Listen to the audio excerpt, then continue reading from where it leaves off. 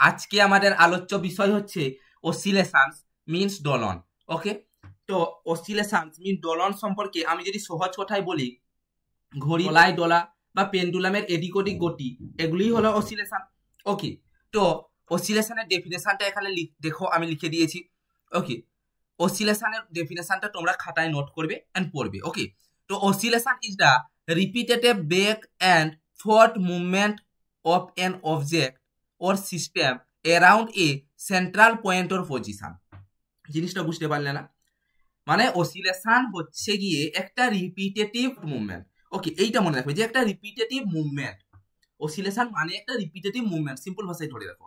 আমি কি বললাম যে একটা পেন্ডুলামের এদিক ওদিক গতিটাও একটা আমরা অসিলেশন বলে থাকি।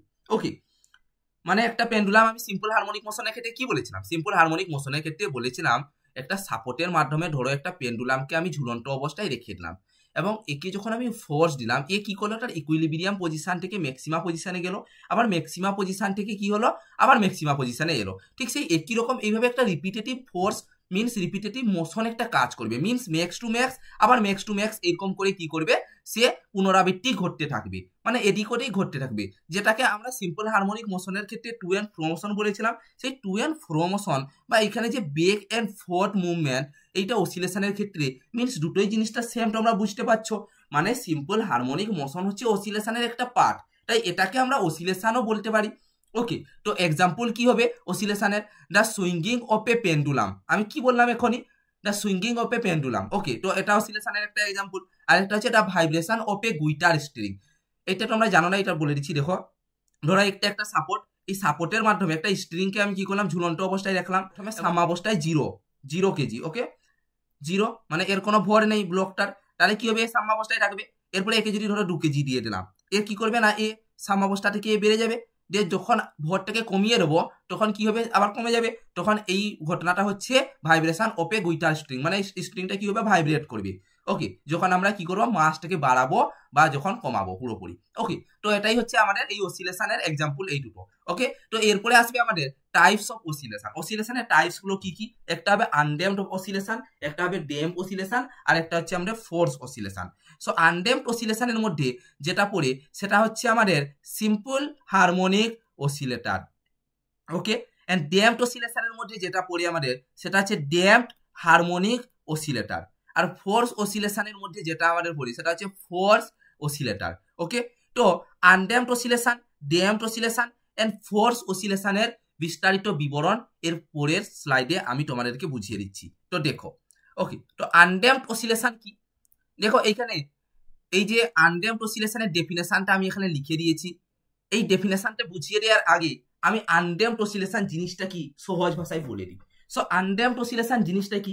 মানে আনড্যাম্পড অসিলেশন হচ্ছে এমন একটা অসিলেশন, আনড্যাম্পড মানে ড্যাম্পড হীন বা উইথাউট ড্যাম্প, একটা ড্যাম্পড ফোর্স বা ড্যাম্পিং ফোর্স একটা কাজ করে অসিলেশনের ওপর। ড্যাম্পিং ফোর্স কাজ করে বা ড্যাম্পিং ফোর্সের ফাংশনালিটির ওপর ভিত্তি করে এখানে দুটো ভাগে ভাগ করা হয়েছে অসিলেশনকে। একটা হচ্ছে ড্যাম্প অসিলেশন আর একটা হচ্ছে আনড্যাম্পড অসিলেশন। ড্যাম্পড অসিলেশনে ড্যাম্পিং ফোর্স কাজ করে, আনড্যাম্পড অসিলেশনে ড্যাম্পিং ফোর্স কাজ করে না। মিনস আনড্যাম্পড অসিলেশনে ড্যাম্পিং ফোর্স কাজ করে না মানে তোমরা বুঝতেই পারছো যে এখানে এনার্জি লস হয় না। ওকে, তো এনার্জি লস হয় না মানে আনড্যাম্পড অসিলেশন হচ্ছে এমন একটা দোলন যেখানে এনার্জি লস হয় না, মানে কোনো রেসিস্টেন্স বা ফ্রিকশন থাকে না। ওকে, মানে এটা হচ্ছে পিওর অসিলেশন। মানে সিম্পল হারমোনিক মোশনের যদি আমি একটা ক্ষেত্রে বুঝিয়ে দিই, কারণ আনড্যাম্পড অসিলেশনের মধ্যে সিম্পল হারমোনিক মোশন জিনিসটাই ঘটে। মনে করো এইটা হচ্ছে আমাদের একটা সাপোর্টের মাধ্যমে পেন্ডুলামকে ঝুলিয়ে দিলাম।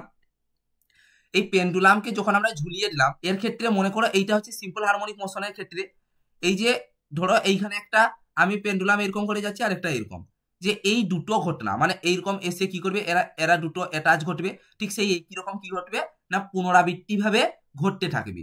ওকে, মিনস আনড্যাম্পড অসিলেশনের ক্ষেত্রে এখানে কোনো এনার্জি লস হবে না। ওকে, ওর এখানে কোনো ড্যাম্পিং ফোর্স লাগবে না। ওকে, এন্ড এটা হচ্ছে একটা পিওর অসিলেশন। ওকে, তো সিস্টেমে কি হয়, এনার্জি লস হয় না। আমি কি বললাম, এই যে আনড্যাম্পড অসিলেশনের ক্ষেত্রে সিস্টেমে এনার্জি লস হয় না। ওকে, তো এখানে আনড্যাম্পড অসিলেশনের ডেফিনেশনটা বলেছে such oscillation in which the amplitude remains constant. Okay, with time are called undamped oscillation. আমি কি বললাম না, আনড্যাম্পড অসিলেশনের ক্ষেত্রে এনার্জি লস হয় না, এনার্জি লস হয় না, এর ফলে কি হয়, অ্যামপ্লিটিউড কনস্ট্যান্ট থাকে। ঠিক সেই একই রকম আনড্যাম্পড অসিলেশনের ডেফিনেশনটা এখানে কি বলছে না, আনড্যাম্পড অসিলেশনের ডেফিনেশনটা বলছে undamped oscillation are a such oscillations in which the amplitude remains constant, means amplitude remain constant with time, means এইখানে গ্রাফিক্যাল রিপ্রেজেন্টেশনটা যদি দেখো, এই যে এই দিকটা আমাদের ডিনোট করছে অ্যামপ্লিটিউড, ওকে, অ্যামপ্লিটিউড, অ্যান্ড এই দিকটা আমাদের ডিনোট করছে টাইম। সো এর ক্ষেত্রে অ্যামপ্লিটিউড ভার্সেস টাইম গ্রাফটা কিরকম হবে, ঠিক এই একই রকম হবে, মিনস অ্যামপ্লিটিউড কি থাকে, রিমেন্স কনস্ট্যান্ট থাকে, ওকে। অ্যান্ড এইগুলো হচ্ছে আমাদের ম্যাক্সিমা ভ্যালু, এইগুলো হচ্ছে আমাদের ম্যাক্সিমা ভ্যালু, ওকে, ম্যাক্সিমাম ভ্যালু, এটা হচ্ছে আমাদের ম্যাক্সিমাম ভ্যালু, ওকে। তো এটাই হচ্ছে আমাদের আনড্যাম্পড অসিলেশন, ওকে। এরপরে আসবে আমাদের ড্যাম্প অসিলেশন। ড্যাম্প অসিলেশন কি, আনড্যাম্পড অসিলেশনে আমি কি বললাম, যে কোনো ড্যাম্পিং ফোর্স কাজে লাগে না, এন্ড এখানে কোনো রেসিস্ট্যান্স বা ফ্রিকশন নেই, যার ফলে এখানে কোনো এনার্জি লস হয় না, যার ফলে কি হয়, অ্যামপ্লিটিউড কনস্ট্যান্ট থাকে। এখানে একটা টার্মটা লিখে দিই, যে অ্যামপ্লিটিউড এখানে কি থাকে, কনস্ট্যান্ট থাকে, ওকে। তো আনড্যাম্পড অসিলেশনের ক্ষেত্রে তোমরা বুঝতে পারলে। এরপর ড্যাম্প অসিলেশনের ক্ষেত্রে কি হবে না, ড্যাম্প অসিলেশনের ক্ষেত্রে বলছি যে such oscillation in which the amplitude decrease steadily with time, okay. তো বুঝিয়ে দিচ্ছি, দেখো আনড্যাম্পড অসিলেশনের ক্ষেত্রে বললাম যে অ্যামপ্লিটিউড কনস্ট্যান্ট থাকে, কিন্তু ড্যাম্প অসিলেশনের ক্ষেত্রে কি বলছে, যে amplitude decrease steadily with time, amplitude কি হয়, আস্তে আস্তে ডিক্রিজ হয়, মিনস ড্যাম্প অসিলেশনে ড্যাম্পিং ফোর্স কাজে লাগে, যার ফলে কি হয়, এনার্জি লস হয় ড্যাম্প অসিলেশনের ক্ষেত্রে। এর ফলে কি হয় না, এনার্জি লস হওয়ার ফলে অ্যামপ্লিটিউড কি হয়, সময়ের সাথে কমতে থাকে, ওকে। তো সময়ের সাথে অ্যামপ্লিটিউডটা যদি কমতে থাকে, তাহলে তার ক্ষেত্রে গ্রাফিক্যাল রিপ্রেজেন্টেশন কি হবে, তার ক্ষেত্রে গ্রাফিক্যাল রিপ্রেজেন্টেশনটা হবে ঠিক এই রকম। মনে করো একটা স্প্রিং নিলাম, এই স্প্রিংকে মনে করো এইটা আমি একটা কি করলাম না, 0 কেজি, মিনস কোনো ভর বিশিষ্ট, কোনো ভরহীন কোনো একটা ব্লককে আমি কি করলাম, এখানে জয়েন্ট করলাম বা ঝুলিয়ে দিলাম, ওকে, যার ফলে কি হলো, স্প্রিং সাম্যাবস্থায় আছে।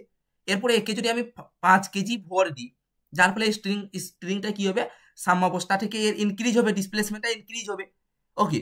দেন যখন 5 কেজিটা আমি সঙ্গে সঙ্গে সরিয়ে নেব, তখন কি হবে, এরকম করে ভাইব্রেট হয়ে যাবে, এরকম করে কি হবে, ভাইব্রেট হয়ে যাবে। ভাইব্রেশনটা প্রথমে যে ভাইব্রেশনটা সেটা হবে পিক পজিশন হবে, তারপরে আস্তে আস্তে কমবে, তারপরে আস্তে আস্তে কমতে কমতে পুরোপুরি কি হয়ে যাবে না, 0 হয়ে যাবে।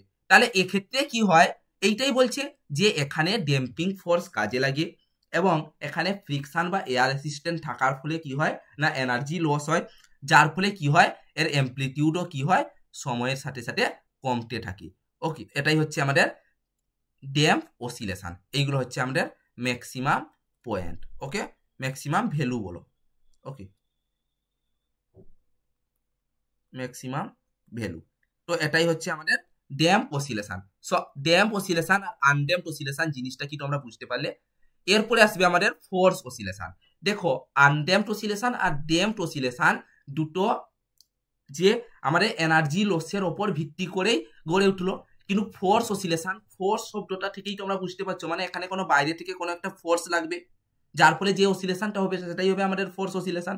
ঠিক সেই একই রকম এখানে বলেছে, দেখো if A body does not oscillate on it's, মানে যদি কোনো একটা বডি সে তার নিজের দ্বারা অসিলেট না হয়, but start oscillating because it external force repeatedly that is called force oscillation. Means force oscillation হচ্ছে গিয়ে, মনে করো কোনো একটা সিস্টেমে আমরা বাইরে থেকে নিয়মিত একটা পিরিয়ডিক বল দিলাম, ওকে, যার ফলে একটা অসিলেশন বা দোলন তৈরি হলো, যাকে আমরা ফোর্স অসিলেশন বলবো। মানে কোনো একটা সিস্টেম বা কোনো একটা বডি সে নিজে থেকে অসিলেট করবে না, তাকে যখন আমরা বাইরে থেকে ফোর্স দেব, তখন সে অসিলেট করলে তখন যে অসিলেশনটা তৈরি হবে, তখন আমরা তাকে বলবো ফোর্স অসিলেশন, ওকে। তো ফোর্স অসিলেশন কি, আনড্যাম্পড অসিলেশন কি, ড্যাম্পড অসিলেশন কি, তোমরা আশা করি বুঝতে পারলে।